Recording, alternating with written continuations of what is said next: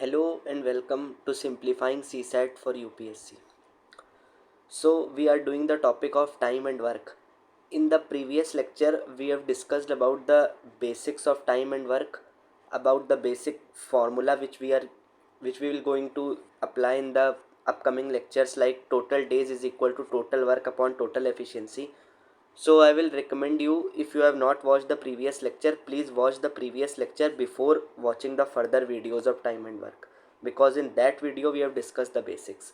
So now we will start with the part 1 of our time and work. And once again, the PDF of the questions and which I am from which I am teaching, it is already uploaded in my Telegram channel, which you can access from the comment section. I have pinned the link of my Telegram channel in the comment box, so you can join my Telegram channel and you will get the PDF from there. So let's begin. So in this part we will directly begin with the questions. So पहला question है, just a second, yes, A is thrice efficient as B and A takes 20 days to do a job. Then in how many days B can finish the same job? A is thrice efficient as B. Efficiency की बात कर रहा है, मतलब अगर if efficiency of B is one, B की efficiency अगर one है तो ए इज थ्राइस एफिशिएंट, मतलब ए की एफिशिएंसी 3 है. और फर्दर ये कह रहा है क्वेश्चन में, A takes 20 days to do a job. A takes 20 days to do a job.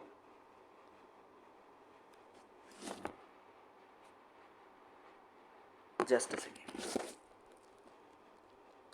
सो अब देखो, ये कह रहा है ए बी से ज़्यादा थ्राइस एफिशिएंट है और ए को किसी वर्क को करने में 20 डेज लगते हैं. Then in how many days B can finish the same job. अब इस लाइन पर फोकस करो, सेम जॉब बोल दिया मतलब वर्क सेम है. सो हम लोगों ने क्या डिस्कस किया था in the previous parts? Let me remind you if you have forgotten, just for the sake of revision. हम लोगों ने ये फॉर्मूला डिस्कस किया था, total days is equal to total work upon total efficiency. तो यहाँ पे A is thrice efficient as B और ए को 20 दिन लगते हैं किसी जॉब को करने में, मतलब किसी to do a work A need 20 days. So B को कितने डेज लगेंगे? तो यहाँ पे वर्क आप देख रहे हो कांस्टेंट है, ए और बी दोनों के लिए वर्क कांस्टेंट है. तो अगर वर्क को कांस्टेंट रख दोगे तो we have discuss that days will be inversely proportional to efficiency.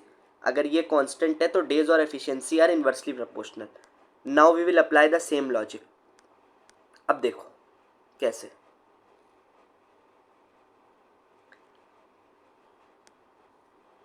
देखो, A is thrice efficient as B, so we can do like A की बी की एफिशिएंसी अगर 1 है तो ए की एफिशिएंसी कितनी है? 3. ये लाइन देखो आप. तो अगर वर्क सेम है तो एफिशिएंसी और डेज हमें पता है इन्वर्सली प्रोपोर्शनल होते हैं, तो डेज का रेशियो हो जाएगा 1:3. अगर बी की एफिशिएंसी 1 थी तो डेज के रेशियो में 3 आ जाएगा. अब ये क्वेश्चन में देखो क्या कह रहा है, A takes 20 days to do a job. Just a second. A takes 20 days to do the job. तो अगर दोनों के डेज का रेशियो 1:3 है और ए को किसी काम को करने में 20 डेज लगते हैं, तो यहाँ पे मैं आपको एक यूनिट का कंसेप्ट समझाता हूँ, यूनिटरी मेथड का.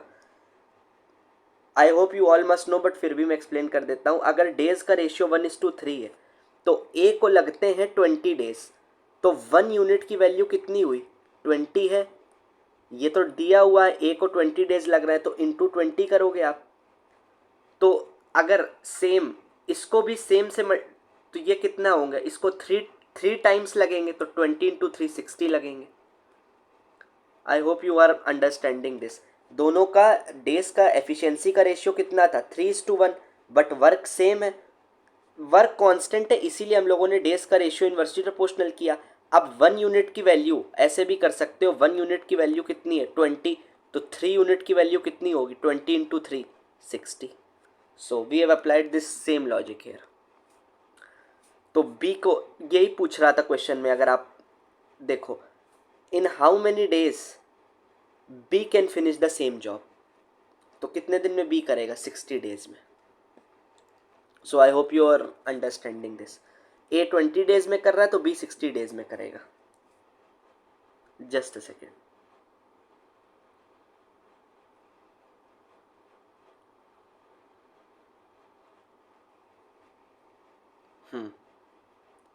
सो अब हम नेक्स्ट क्वेश्चन पढ़ते हैं। क्वेश्चन पे फोकस करना आप। A is thrice as efficient as B, ये क्वेश्चन पर आप फोकस करना। A is thrice as efficient as B and therefore able to finish a piece of work in 60 days. वही कह रहा है। ए की एफिशिएंसी देखो, सेम क्वेश्चन है। ए की एफिशिएंसी कितनी है? 3। एक अगर बी की एफिशिएंसी 1 है तो ए की एफिशिएंसी है 3। A is thrice as efficient as B and therefore able to finish a piece of work in 60 days.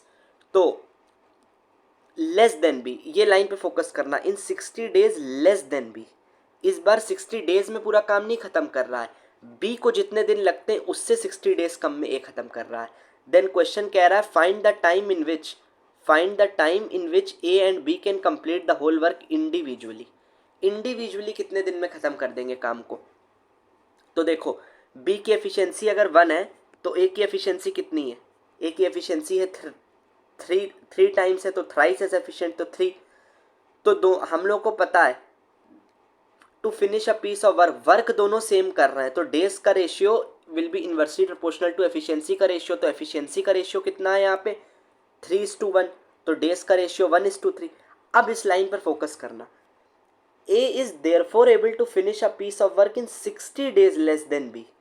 तो 60 डेज लेस देन बी। तो अगर डेज के रेशियो 1:3 है तो दोनों का डिफरेंस कितना है? यहाँ पे हम लोग को डिफरेंस देखना है। यहाँ पे ये नहीं कह रहा ए 60 डेज में काम खत्म कर लेता है, तो यहाँ ये नहीं करेंगे कि 1 यूनिट की वैल्यू हमने 60 के बराबर कर दी।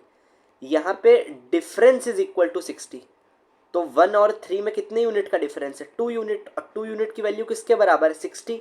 तो 2 यूनिट की वैल्यू अगर 60 के बराबर है तो 1 यूनिट की वैल्यू किसके बराबर होगी? 30 के बराबर। 60/2 30 के बराबर। तो अब देखो, अब हम क्वेश्चन पे पहुंच गए। एक 1 यूनिट की वैल्यू हमने कितनी निकाली? 30। अब ए 1 यूनिट और बी 3 यूनिट, तो ए उसको करता है 30 डेज में और बी करेगा 3 यूनिट। 30 × 3 90 डेज में। अब हमारा क्वेश्चन देखो क्या बन गया? 30 और 3 वाला बन गया। ये देखो 1 यूनिट की वैल्यू 30 तो ए 30 तो बी 90 डेज में करेगा। अब इसको हम अपने प्रीवियस लॉजिक से सॉल्व कर सकते हैं।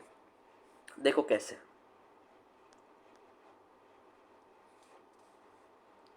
देखो व्हाट वी वर डूइंग, हम लोगों ने क्वेश्चन को ब्रेकअप कैसे किया, एक बार आप दोबारा समझना। ए की एफिशिएंसी का दोनों की रेशियो का दिया था, ए और बी का एफिशिएंसी का रेशियो है ये 3:1। तो डेज का रेशियो क्या हो जाएगा? 1:3। अब आप देखो डेज का रेशियो हो जाएगा 1:3। अब ए 60 डेज लेस देन बी लेता है तो दोनों का डिफरेंस कितना है? 2 यूनिट। तो 2 यूनिट की वैल्यू कितनी हो गई हमारे पास? 2 यूनिट की वैल्यू हमारे पास हो गई 60। अब हमारे पास 2 यूनिट की वैल्यू अगर 60 हो गई तो 1 यूनिट की वैल्यू कितनी है? 60/2 30। अब देखो हमारा क्वेश्चन क्या कन्वर्ट हो गया। अब हमने क्वेश्चन देखो स्टार्ट कहाँ से किया था। क्वेश्चन किया था ए को लग रहा था 1 यूनिट डेज और बी को डेज का रेशियो क्या था? 1:3। तो अब ए को कितने 30,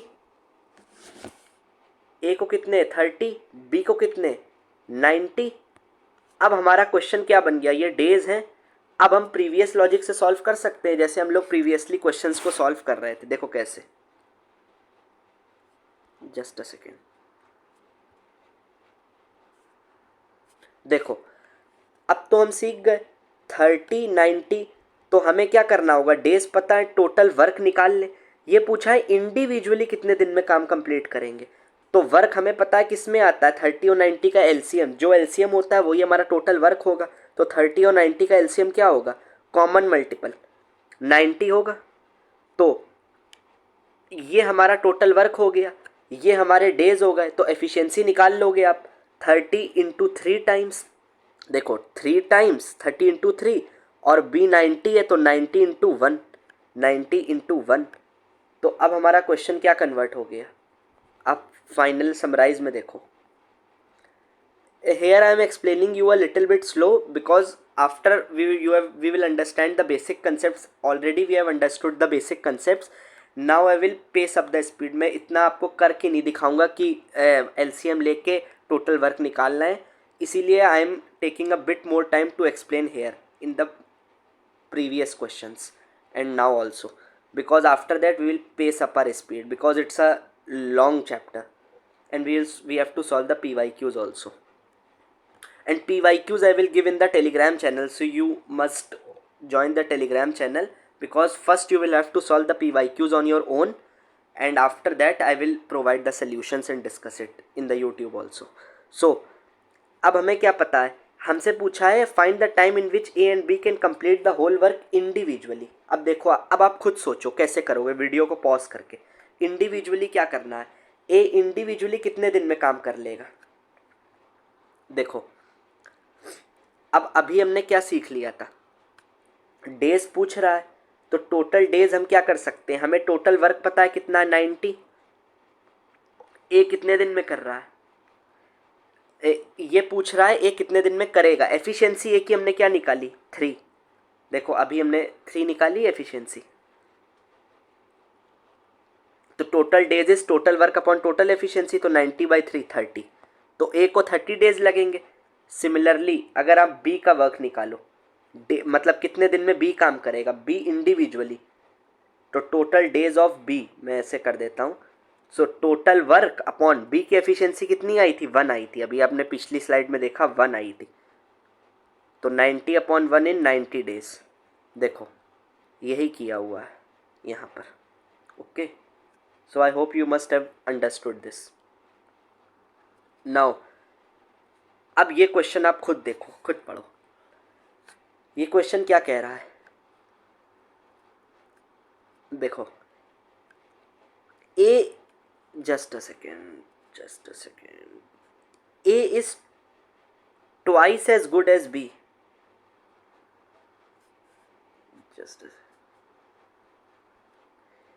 A is twice as good as B and therefore able to finish a piece of work in 30 days less than B. देखो वही क्वेश्चन है, इस बार efficiency is twice as good as B और 30 डेज लेस देन बी में finish करता है. उसमें 60 डेज लेस देन बी था. In how many days they can complete the whole work. इस बार इंडिविजुअली नहीं पूछ रहा है. देखो पिछली बार पूछा था find the time in which complete the work individually. इस बार क्या पूछ रहा है क्वेश्चन में, इस बार कह रहा है इन how many time they will complete the work together. इस लाइन पर फोकस करो, टुगेदर. सो अब देखो हम इस क्वेश्चन को कैसे करेंगे.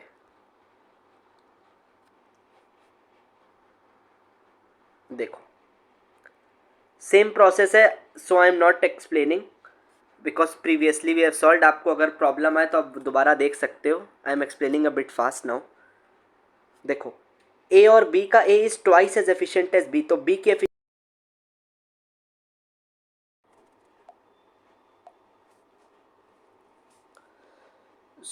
इस क्वेश्चन में क्या दिया हुआ है, जैसे कि अभी हम जो देख रहे हैं, जस्ट अ सेकेंड. देखो तो A is twice as good as efficient as B and therefore able to finish a piece of work in 30 days less than B. In how many days they will complete the whole work together पूछ रहा है, जो कि अभी हमने देखा. तो देखो जब ये तो एफिशिएंसी का रेशियो है 2:1. A is twice as efficient as B. Days का रेशियो क्या हो जाएगा, वर्क सेम है तो 1:2. अब सेम क्वेश्चन की तरह 30 डेज लेस देन बी, तो डिफरेंस दोनों के बीच का 30 है, तो 1 यूनिट दोनों के बीच का डिफरेंस 2 - 1 1 यूनिट हुआ. 1 यूनिट की वैल्यू 30 है, तो ए 1 यूनिट मतलब 30, बी 2 यूनिट, तो 2 यूनिट मतलब कितना 60 हो जाएगा. तो 30 ए 30 डेज में कर रहा है, बी 60. अब देखो पूछ रहा है बोथ अगर टुगेदर वर्क करेंगे तो कितने दिन में काम खत्म होगा.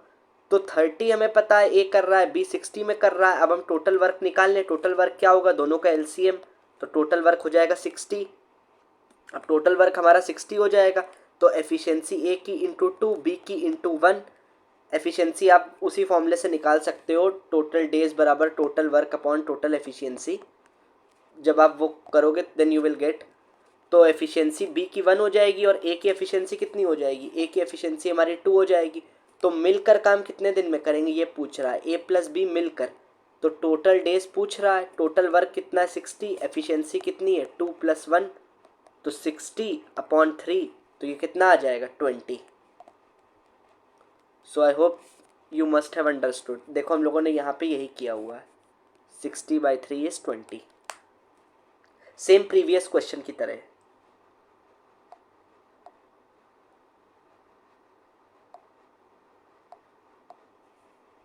Just a second, just a second.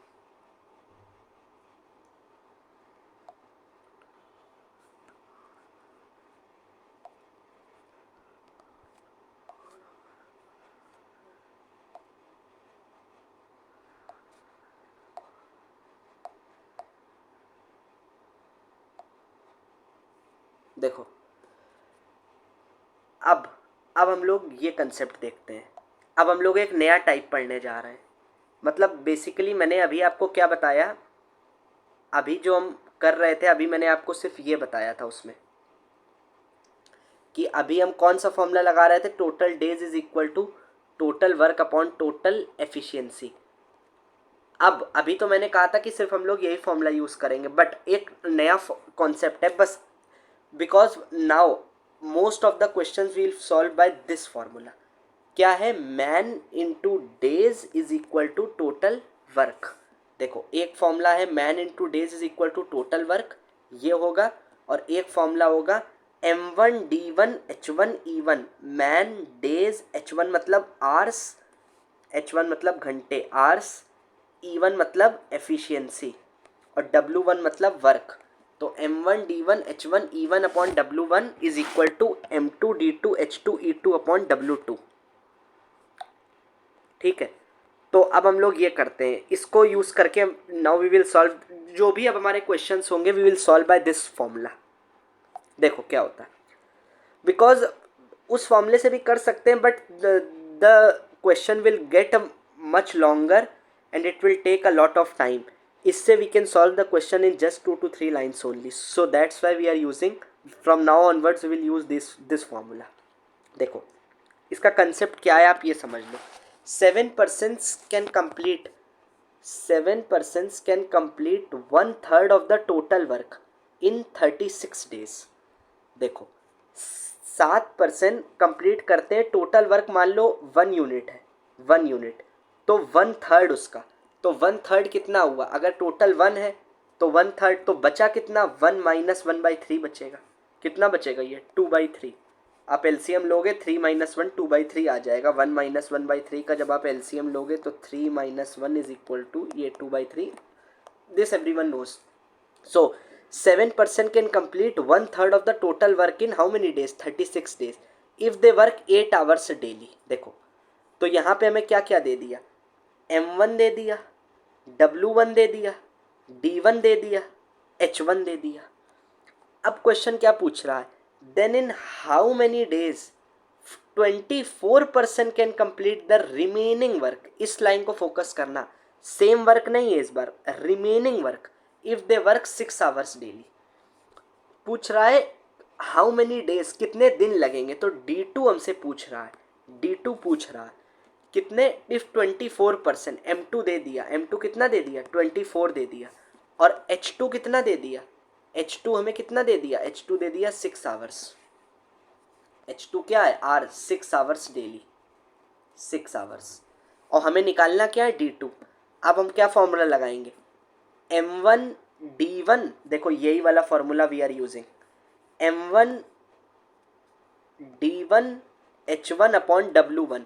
अब ये कह रहा है remaining work how many days, कितने दिन में रिमेनिंग काम खत्म होगा, तो M2 इंटू डेज निकालने D2, 6 आवर्स डेली, H2 दिया है, रिमेनिंग वर्क कितना होगा, 1/3 ऑफ द टोटल वर्क खत्म होता है 36 डेज में। तो टोटल वर्क 1 है, 1 - 1/3, तो रिमेनिंग वर्क हमने बताया जैसे वी हैव डिस्कस 2/3 होगा, तो रिमेनिंग W2 की जगह 2/3। इससे आप सॉल्व करोगे तो x कितना आ जाएगा 28, और यही हमें निकालना था, x मतलब D2 हाउ मेनी डेज पूछ रहा है। देखो so I hope you have understood this. अब सेम क्वेश्चन इसी लाइन पे सॉल्व करते हैं, सेम फॉर्मूले पे. 12% can complete 40% of the total work in 38 days. 12% तो M1 दे दिया. 40% of the total work, total work अगर यहाँ परसेंट में तो 100% है, तो 40% उसका ख़त्म होता है. तो 100 माइनस 40, रिमेनिंग कितना वर्क होगा 60. तो अभी 12% M1 W1 दे दिया और D1 दे दिया. If they work 9 hours daily, देखो तो H1 भी दे दिया. तो M1 into D1 into H1 upon W1, या तो आप 40% डायरेक्ट लिख लो, या फिर आप ये भी लिख सकते हो इसको कि 40% जैसे फ्रैक्शन में अगर आप कन्वर्ट करो तो 40% होता है, 40% जो होता है वो होता है 2/5. when you will solve that 40 upon 100, this everyone knows, to 2 2s are 4, 2 5s are 10, so it in fraction it is 2/5. जल्दी करने के लिए we should remember some basic fraction, basic percentage in terms of fraction. तो अब पूछ रहा है in how many days 15% can complete the remaining work if they work 6 hours daily. 15% remaining work को 40 हो गया, तो बचा रिमेनिंग कितना हुआ 100 माइनस 40, रिमेनिंग कितना हुआ 60. रिमेनिंग जो 60% ऑफ द वर्क है कितने दिन में ख़त्म करेंगे 15% if they work 6 hours daily. तो अब देखो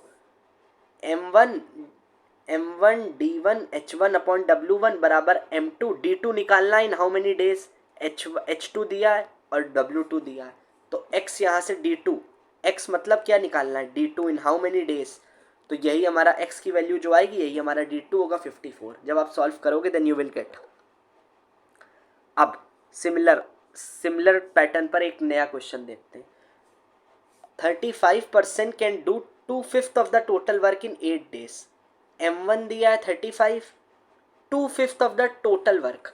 टोटल वर्क फ्रैक्शन में हमेशा क्या है 1 यूनिट, 1 यूनिट आपको लेना है, और परसेंट में टोटल वर्क क्या है 100%.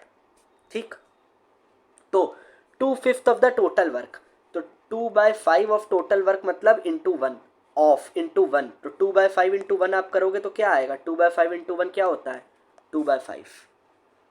तो 35% 2/5 ऑफ द वर्क करते हैं 8 days में. तो M1 D1 अपॉन W1, देखो तीनों चीज़ें पता है, इसमें H1 का रोल नहीं है, आर्स नहीं दिए. अब क्वेश्चन पढ़ना यहाँ पे क्या कह रहा है. How many more persons should be employed to complete the remaining work in only 6 days. कितने मोर पर्सन वो एम्प्लॉय करे so that the remaining work to complete remaining work. देखो तो यहाँ पे M2 की वैल्यू क्या हो जाएगी 35 प्लस X होगी. क्यों, यहाँ पे M2 मोर पर्सन्स पूछ रहा है, यहाँ मैन पूछ रहा है, बट X नहीं लेंगे, सिर्फ 35 प्लस X. क्यों, क्योंकि मोर पर्सन 35 तो उसको करना ही है, उसके अलावा कितने वो एम्प्लॉय करें उसके एडिशनल. तो 35 प्लस एडिशनल कितने एम्प्लॉय करें should be employed to complete the remaining work in only 6 days. तो M2 दिया है, ये हो गया D2. अब रिमेनिंग वर्क कितना होगा, देखो 2/5 अगर कंप्लीट हो गया तो रिमेनिंग कितना बचा 1 माइनस 2/5, ये कितना हुआ 3/5.